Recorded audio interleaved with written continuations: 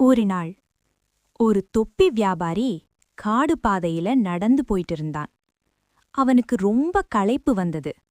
ஒரு மரத்தடியில உட்கார்ந்து தொப்பிக்கட்டைய பக்கத்துல வச்சிட்டு தூங்கிட்டான். அவனுக்கு தெரியாம மரத்துல இருந்த குரங்குகள் மெதுவா இறங்கி தொப்பிகளை எடுத்துக்கிட்டு தங்களோட தலையில போட்டுக்கிட்டாங்க. கொஞ்ச நேரம் கழிச்சு வியாபாரி விழிச்சான். மேல பார்த்தா எல்லா குரங்குகளும் தொப்பி போட்டுக்கிட்டு ஆடினாங்க. அவன் கோபமா கத்தினான். குரங்குகளும் கத்தினாங்க. அவன் கை அசைத்தான். அவைகளும் அசைத்தாங்க. அப்போ வியாபாரிக்கு ஒரு யோசனை வந்தது.